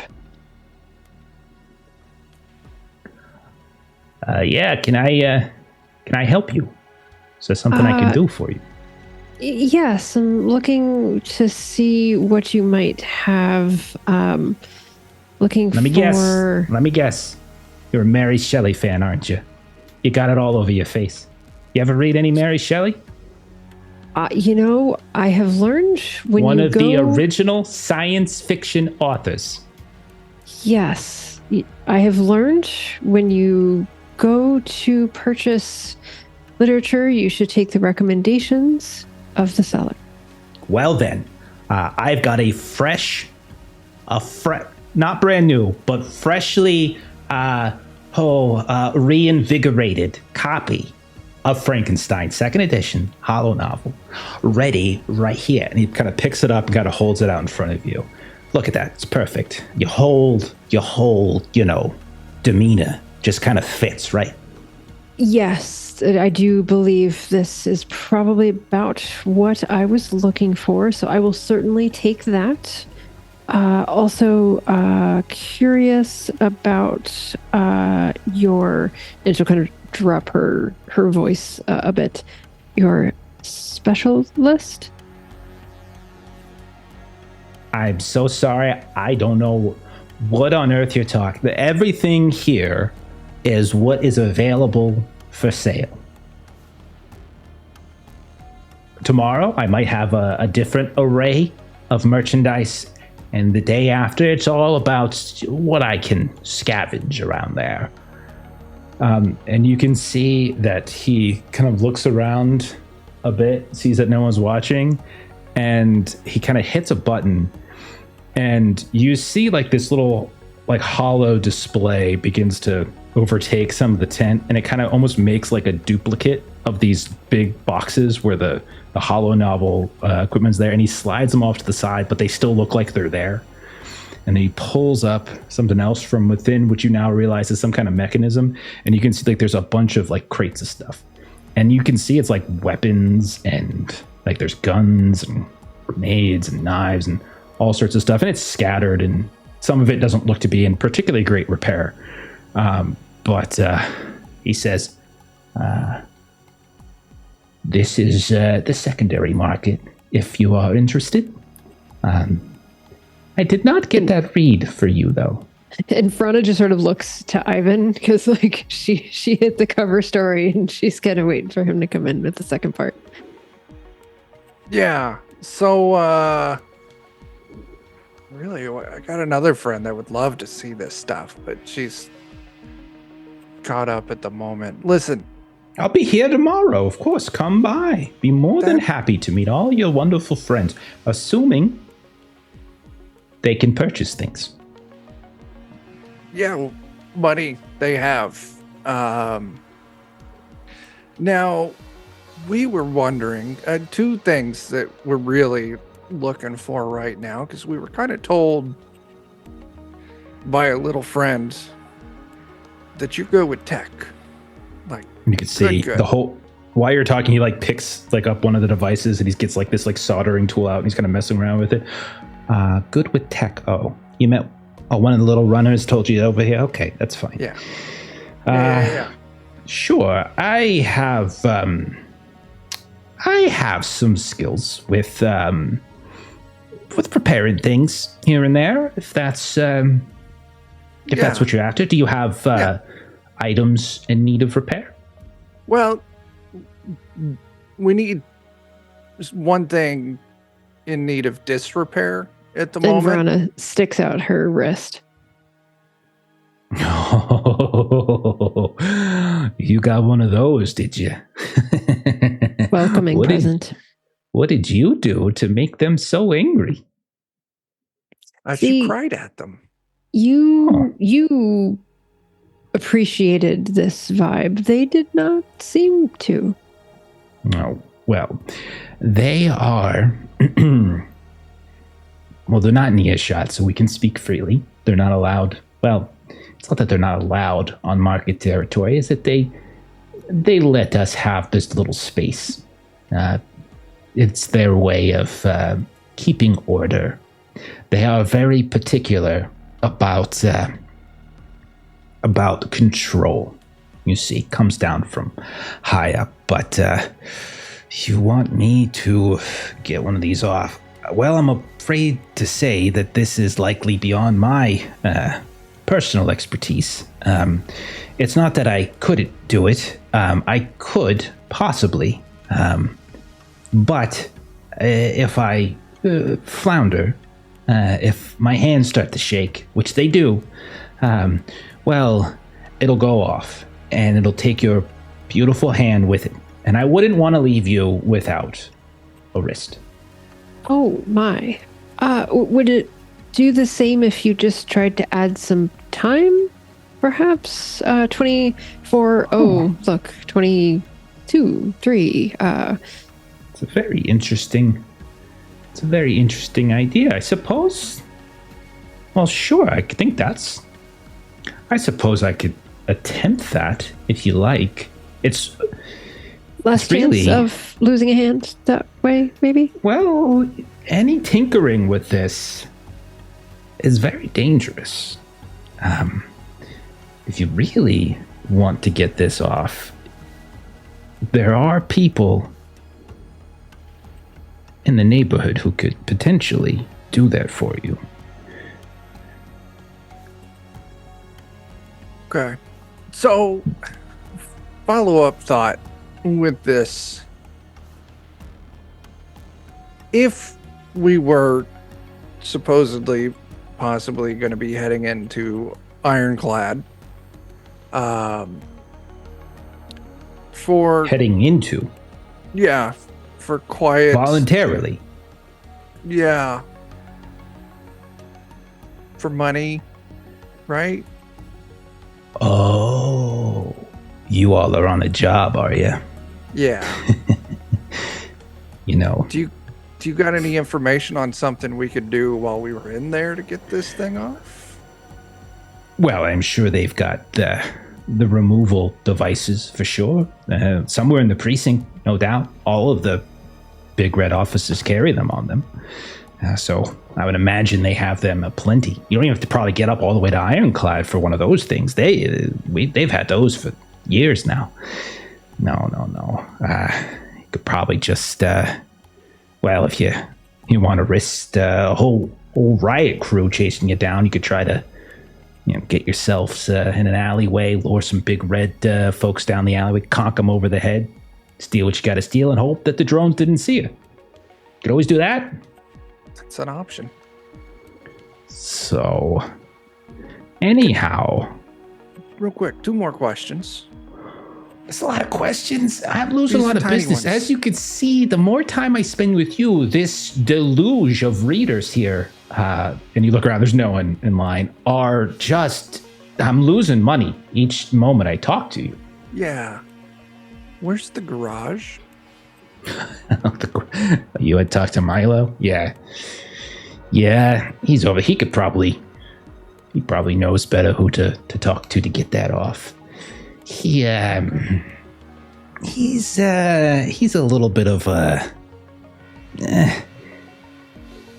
he's a kind of an old grump, so be careful around him. He's a little rough around the edges. He's not a connoisseur of customer service as I am. So he's a little bit more rough around the edges. He if you get on his good side, you can ask him about the analog. If anyone can get that device off your wrist, that's who you want to talk to. I would point you to somebody, but if I don't know who they are, then I don't have to give up who they are if I'm ever questioned. So I'd rather keep that. I was telling that last group of folk who came by, looking just like you all, doing the same thing. They want to get into Ironclad here. Well, I can't seem to remember his name. Oh boy, it was so many days ago, and I've seen so many clients in between. Okay, at this point, I'm gonna want a roll from one of you. Oh dear. Yeah. Something socially. Yeah. I'm looking at my socially, and I'm really good at anti-socially. You're- Can I make another suggestion? I would love it. You could always say, if you brought out whatever you brought out in your loadout, if you brought some kind of tech device, you could maybe burn it, give it to him freely as a way of bribing him, and that would give you 3 power. Giving over, like you're selling this item to him in exchange for it. You can kind of treat it like that. If you have any other like power tags that are more item focused, you could do the same thing. You gotta burn it, and that would give you like 3 power to do the roll. So it's less about trying to like use your pretty face and more about just bribing them or something like that. Sure. I have my accelerated regen gel. Okay. that I had refilled during our downtime. So I could offer that as a... So I imagine Verona's kind of looking in her bag and she's kind of like showing Ivan like kind of what she's got to put on the table, seeing if Ivan's got anything better to put on the table. I've got my pistol. We... I'm not too worried about actually needing to shoot anyone, so I think me giving up my pistol would be less harmful to the team than you giving up your regen gel. So this is a very like whisper in ear sort of conversation that we're having. Sure. And so Verona agrees and still kind of close her bag back up. Okay. Yeah, I'll put my pistol on the table. Give me a 2d6 plus 3 as you're going to burn this. Yeah. And this is a tracked outcome. I want to see how well you do, and that'll determine what you could potentially discover from 9. Is that your rolled? That's pretty 9. good. Okay, so 9's pretty good. It's not like a complete success or a critical hit, but it's a mixed hit. It's still pretty good. He takes a look at your gun. Oh, it's a pretty nice piece. Doesn't look like you shot it that often. I don't tend to shoot a lot. I see. You were a pacifist, are you? No, I'm an arsonist. Oh shit, you're serious? Hey. Don't you dare do that around here. They'll cut your hands off if they catch you. Just be careful. That's fair. He's mentioning like the market, like yeah, a lot in of general, unwritten rules here. Okay, just letting you know. Yeah. All right, so yeah. I saw a guy named Harlow came through here a couple days ago. He was there's a few of them actually, and he was trying to get in touch with someone in the analog because he said, well, some of the. Well, I don't know how much you know about the neighborhood, but analog are kind of like these retro tech fellas and ladies. Yeah. Beg your pardon. And they've got kind of like a network, so to speak. And I don't mean like a cyberspace network. I mean like a sort of like a social network. They know how to move around the neighborhood without being detected. Folks around here say they have some sort of chapel. I don't know where it's at. Okay, I don't know where it's at. Apparently, only the people who are supposed to know where it's at know where it's at. But they're really good at kind of staying under the radar and moving about, getting people or things in and out as well. And it sounds like your Harlow friend had a special package that he was trying to get out of the district, whatever that might be.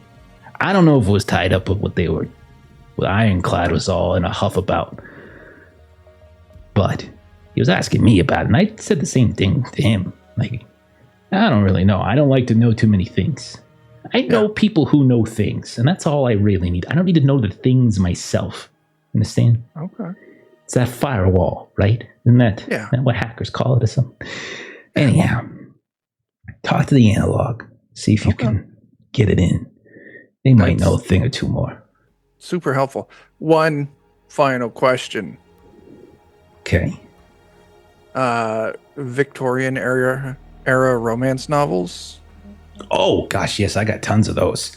And he just like dumps a whole bunch. I starts flipping through them here and there, and he starts showing them to you. Yeah, okay. I'll buy more than what someone would be comfortable with.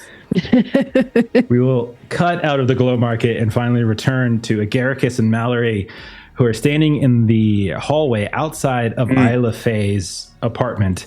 The drone that has been following Agaricus has heard Mallory mention the name Ewan Martell, and has immediately kind of flashed and told you all to stay put and await retrieval by a big red patrol officer so they could take you in for questioning. All right. I turn to you all. What do you want to do? I'm terribly sorry. This is clearly my fault. I had the toys that were impersonating the officers. I'm incredibly sorry. I'm going to turn them all over. Contraband, whatever you call them, I'm so sorry. And I'll just kind of repeat kind of the earlier process, like the backpack, floral growth. But I'm going to start using the vines too, to basically start hanging them onto them. I'm in compliance. I'm turning them over. here, this one's yours.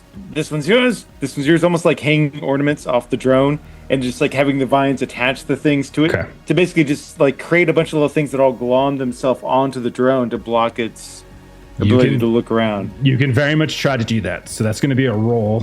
Yes. And they do have some things that'll probably work against you here. So put together yours, and I can tell you what they have. I'm basically trying to do the backpack, the floral growth, and the vines to try and glom these things onto it. Okay. I think two of their tags are going to come into play here. One is their size. They're fist size, so they're kind of hard to... And then also they have quick flight, meaning they move very quickly. Yeah. So those two are working against you. So -2 from your power, and then give it a roll. Okay, here we go. I don't know if it did or not. I clicked it.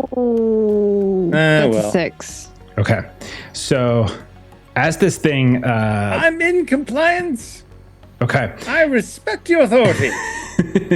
So what it does is it zips away. You try to maybe you get like 1 or 2 vines on it, but it moves so fast you can never get the full Did you want this coat. one? Do this one? And with each attempt, it gets faster. It starts in more elusive, and so it's actually going to, as the consequence for this is it's going to become almost like a hummingbird with its ability to move so quickly, and it now gains it starts doing evasive maneuvers, and so this is going to give it a new tag, evasive 2, it's a new status. So it's now even harder. It is moving around, zipping faster and faster, and it's like kind of just swirling around you. And every time you try to get it, just swarms underneath you, kind of swoops around Mallory at this point. And the whole time, it's just kind of repeating now on loop. And then as you try to do something to it, it's just like it says like it like warns you against attacking. Like the surveillance drone is an officer of the Big Red. Any attacks on one officer of the Big Red is an attack on all officers. And so like you're hearing like this warning increase and escalate in severity. Mallory, do you want to try to do something to help out the situation? You also... I'm so sorry. No, man. It's the dice. Bad. It's the dice. It is. Hold still there, Garrus. We just got to comply. I'm trying to. And I'm going to like stand there for like 5 to 10 seconds. And then after that, I'm gonna do I have things that can interact with devices like wirelessly? Because I've got my new Phase Kicker console, but I don't know if that counts. Mm-hmm. It's not really established what sort of gear you have, other than those like 3 items. Your tags define your gear, so whatever tags you have is basically what you have. Like basic things like I have a wallet filled with cash to buy, a sandwich. That's fine. You don't need a tag for that. But like anything that you're trying to use to actively get into the circuitry of this thing. So you would need to probably physically get this thing under control and get into it at this point. So you could attempt to shut it down, but I think it would require like you can do the roll, but I am going to tap into its like evasiveness here to make it harder for you to, since it's not going to sit still and allow you to kind of screw its wires or something like that. To be a blob and just like incorporate it into your exactly what I blobness. was going to do. Yeah, I was just going to stand there and wait for it to kind of calm down because I'm trying to get Agaricus to stand still. And when it finally calms down a little bit, like, not, saying waiting for the tags to wear off, nothing like that, but just like, they're not going to, and because they do know it's a person behind it. And so I'm just going to wait until a moment. And then all of a sudden, yes, my chest is going to open it up and try and envelop it. That way I can grab it and then I can start working on it. Okay.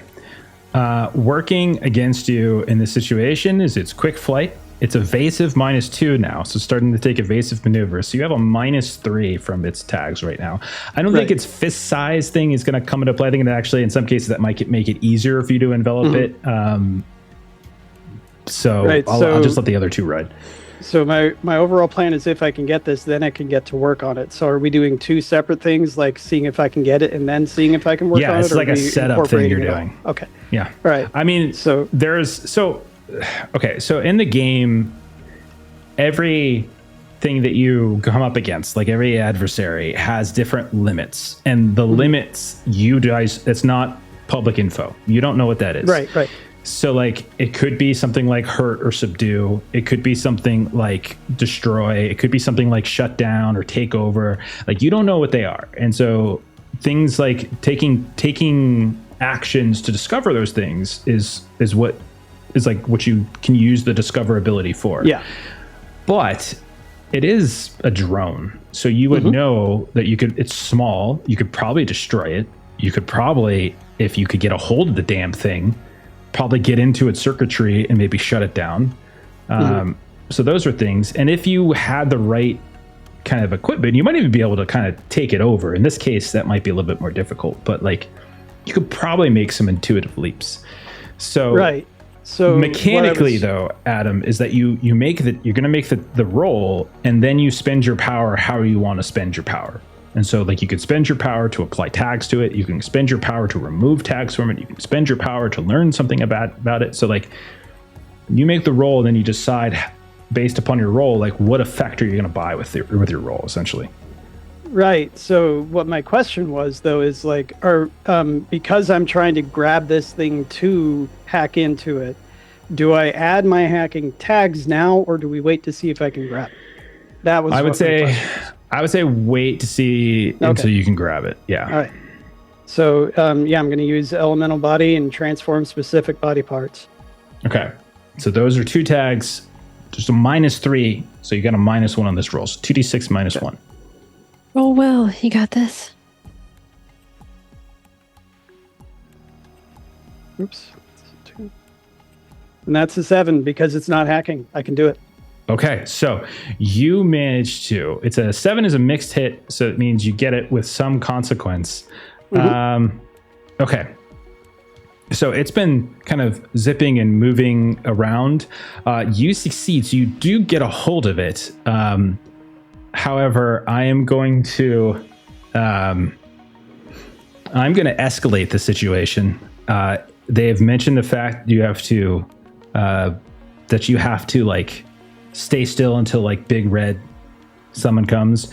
You see running down the hallway there's a group of people, just like you've seen throughout, and they're shouting like, they're here, Big Red Patrol. And you know, like down the hall where you got off the elevator, there's a patrol of Big Red officers that are now coming and chasing us. Like you see this group of people racing past. So that's the escalation, is that they're on the floor. They're not with you immediately, but they're all on the same floor as you. Okay. So, Mallory, you've managed to grab it. You've got 2 power to spend. So you tell me what you want to do. You could... So I shared it before, like there's the effects thing. You have 2 power to spend, and you can kind of purchase whatever it is that you want to purchase. You could try to attack it, you could probably put a status onto it. You could try to disrupt it. You could try to weaken it. So it's kind of up to you what you would want to do in this situation. Well, with it being inside me at the moment, I would like to disrupt it. Okay. That way it can't get as good as signals. Okay, so... Or transmit is good. Okay, so if that's the case, then you could spend both of the power to like kind of create a tag that it is like obscured or something. Is that what you want to do, or is it okay? Yeah. All right. And then at that moment, like just kind of realizing, oh crap, I got this thing inside me, and I'm going to be like, I'm going to look over at Agaricus, and I'm going to say, Chartreuse Papoose. And I'm going to start walking towards him.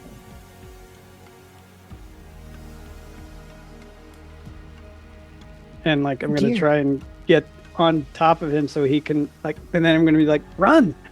Oh, yes, Papoose, I get it now. Ha ha. I'm going to jump out a window. So you. But I won't jump out a window. I just said it so they'd hear me say it. So Mallory jumps on top of a Garricus. Garricus yells something. You look back and you can see racing down the hall are two figures, both of which look almost identical to the types of people that you saw at the checkpoint.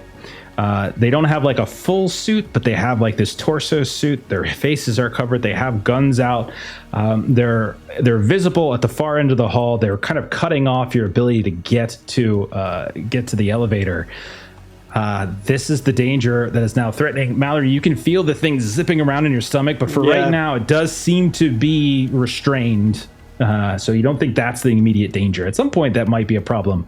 But right now, the more immediate danger is there's two of these big red officers rushing down the hall in your direction. Who wants to take the spotlight here and figure out what to do? Maybe we should actually jump out the window. It was a double fake out. I said it, and then I said it to fake them out. But then I actually do it because they wouldn't expect me to do the thing I said I would do. It's your show, partner. We jump out the window, we sprout some vines, and we swing. Okay. I did say that she was in the mid-level apartments. Yes, so this is a horrible idea. Okay. I know it floor is. Are you on? Probably like somewhere in the 15 to 20 range. Oh, Towering, vertigo-inducing buildings. Yeah. So it's totally going to be like he jumps on my back. I kind of do the papoose type thing. I do the floral growth, kind of like snug him in.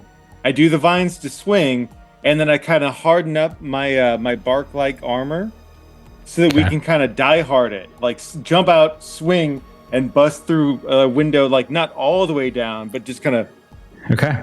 yippee-ki-yay this nonsense. I got you. You're looping down and maybe crash into a different window a few floors down. Yeah. Okay. You're going to roll this. I'm going to tell you guys this. If you fail, you guys both plummet to your deaths. Like that's how it's going to be. Like because you're jumping out of like a 20th story with it. There's no there's no mitigation to fall from 20. I'm so sorry, Adam. What we're doing. I'm letting you guys know that because there's tools at your disposal that you could use to try to really go all out for this, like burning a tag to get extra power on the roll, stuff like that. Mm-hmm. So that's 3 for me before I burn anything. I don't know if you have anything you toss in there. I don't want to kill you. I do. Yeah. So when you are going towards, like when you come out and you decide to attach to something, I'm going to like shoot my arm out and like grab onto this location to assist you. Okay, so you're using which tag are you using then? Transform specific body parts. All right, take a +1 as Mallory's going to help with like the sort of the fulcrum of the swing. So you're up to +4. Do you want to burn a tag, a Garricus, to improve this? Now I want to like a failure will result in you guys plummeting to your deaths. Not a mixed hit. A mixed hit, you'll just slam and it'll hurt you. You'll get like some bruises and stuff like that. But definitely, if you fail, it's like the Wile E. Coyote falls down and explodes. Poof. Yeah, and when you assist, you can only apply 1, right? That's correct. I think. Pretty sure. Can invoke one of their own tags to give help. And don't forget, the other thing, remember, we did downtime somewhat incorrectly last time around. Like, there are ways, like, mid-adventure, you could potentially get that burn power back. So it's not like it necessarily is gone for the rest of the adventure. It could be gone. It's gone for a little while until you do something. I think I lean on vines almost too much. Like, that's kind of my go-to. Mm-hmm. So just to be a dick to myself, I'm going to burn vines. Okay. Get myself up to a +6. Hey, at least you'll have it for 7 seconds, right? Hey! Here we go. So that gets me up to 2d6 +6. Do not roll. As long as you don't roll snake eyes. Right. If you roll snake eyes, it's bad. Like, that's it. That's good. Right? I mean, if I roll snake eyes, we deserve to die. You guys deserve it. Yeah. Yep. I hear you. Oh, you crushed 13. it. Okay, 13. Yippee-ki-yay! Okay. So 13, I'm going to say, like, it happens better than you probably could have imagined it. Like like Mallory shoots out, he gets one side of the windows, you break through the glass, you grab, so the heat kind of connects to one, and Agaricus, you get your vines, and the two of you just go flying out, and you loop back and down, and you actually don't even miss the window. So we'll say you go, I'm just going to roll a die, see how far below you go. You go down 6 flights, 6 stories, and you smash right into a window. Perfect. And I'll say it's an open window too. It's like this open balcony area. And so you don't even break through the glass. You just sweep down. And the two of you go tumbling into like this kind of ratty couch in the middle of some small crowd, kind of crowded apartment. And you kind of knock it over. And as the two of you are getting up and you're checking to see that you have all your body parts and everything, you see, looking down at you, there is this little young, like 4-year-old girl kind of holding this ratty, like doll in her hand, kind of looking down at the two of you and just like, Daddy, someone's here. And we're going to go ahead. We're going to end it. Let's end it there. Because we're at 9:55. So let's go ahead. Oh, no. For me. Oh, God. Okay. Look, you guys got away. That's the most important thing. Yeah. Wow. Yeah. Okay. Nice. Just hope they don't have like a homing beacon on your belly. On your belly. Delightful. Oh yeah, no, we still need to take care of that. That's absolutely just because it's suppressed. It's in your belly, so yeah. it can't hear you. Yeah. Can't necessarily hear or see what you're going on. but- First thing next session. Let's address the drone. Buzzing you would around. guess, Mallory, that they probably could get locators on these things. So yeah. Okay. Surgery.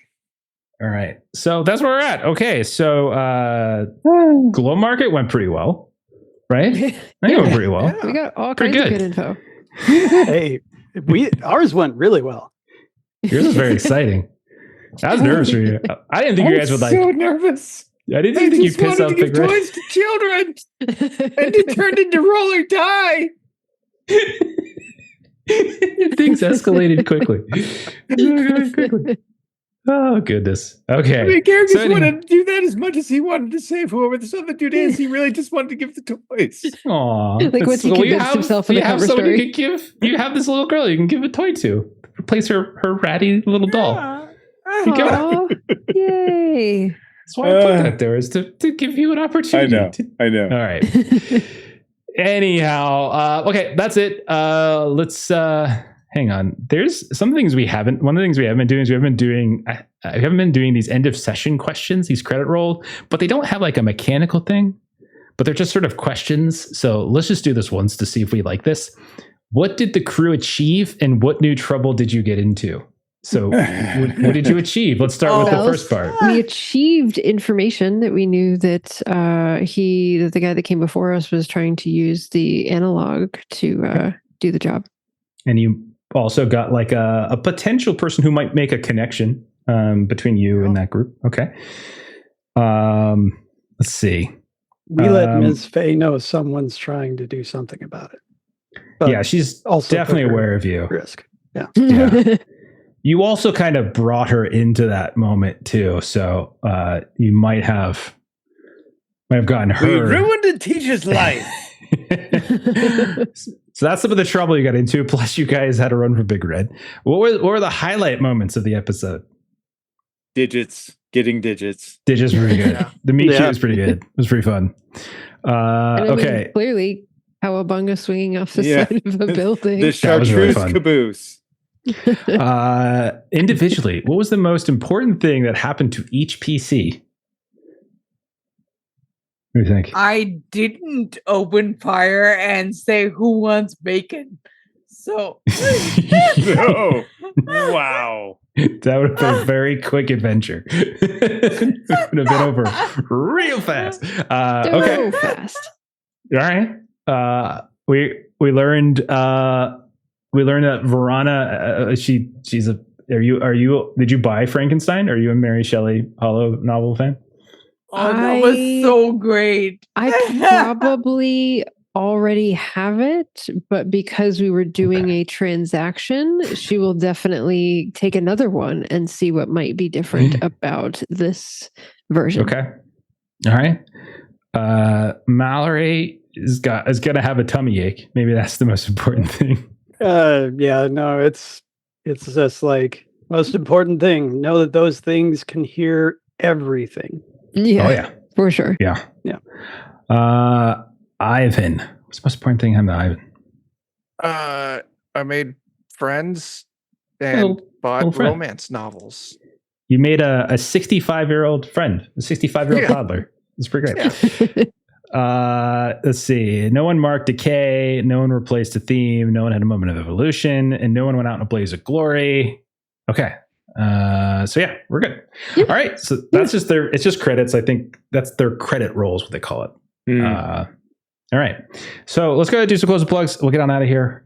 We'll go around the way it's in the order. So Adam, you start us off, man. What's going on with Cannon Otter? Well, we've got store.canonotter.com where you can pick up a copy of Teenage Odyssey. I know that book. Yeah. So we have that store there, and you can get yourself one of the Lulu print on demand versions. It's got a nice matte cover, and the cover is got a little bit more brighter colors, and the pages are a cream color like old-fashioned books. So really cool. nice stuff. Awesome. Yes. Store.canonotter.com, and you can get PDF of the game too. You can get our GM screen, all that good stuff. Awesome. Fantastic. And- Melissa dropped chat in the Twitch. I'll have chat. Melissa dropped link in the chat on Twitch. I will drop link in descriptions of videos and stuff. Chuck, what do you got going on, man? Let's see. Wednesday, Jeremy and I are playing in Savage Rifts, where he is playing a giant robot murder dog, and I'm a I am cat. playing Robopussy cat. even. Yes, that's it. Dan's playing the murder robot dog, and I am playing a pacifist old man wizard. So it's a good combo. Mm-hmm. Friday, I'm running Pathfinder. And Saturday, I think we're back to Joe running Salvage Union. That sounds right. Yeah.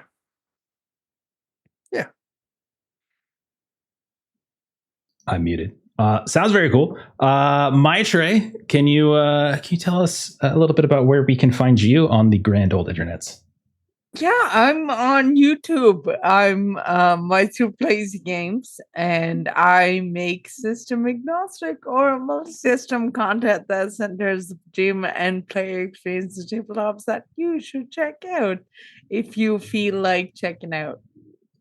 Awesome. Okay. As for us, what I got going on? What do I have to plug? Oh yeah, I got to plug this thing. I forgot because I saw Stephen was in the chat. So whenever he shows up in the chat, I feel like this obligation. I got to plug Huckleberry. No, I think Huckleberry is amazing. So if you want a Weird West horror game that's cinematic and action focused, check out Huckleberry. We played it here on the stream back in October. And he's got it up on drive-thru and at huckleberryrpg.com. He's working really hard on it. Some recent updates, a new adventure. The first adventure got released, and we've got some more stuff that he's going to be releasing very, very soon. And so you should take a look at it. It's pretty fun. And then for the rest of our stream schedule this week, we've got tomorrow night, we got Star Trek. We're back to it. Thursday night, I think we're starting up Swords of the Serpentine. We might be down a player. I think we're down Kipser, but we'll still go. Friday, well, shit, I don't know what the hell we're doing on Friday because that's supposed to be a Delta Green night. I don't know what we're doing on Friday. Something. And then Saturday, Call of Cthulhu. And at long last, we find out perhaps can the two sides come back together as one? Probably not. And then next week, we'll do more Otherscape. So that's it. Let's go ahead and raid somebody. I'm going to raid Fabled 42. So go ahead and give that a follow. Have a great rest of your night. We'll see y'all later. Bye-bye.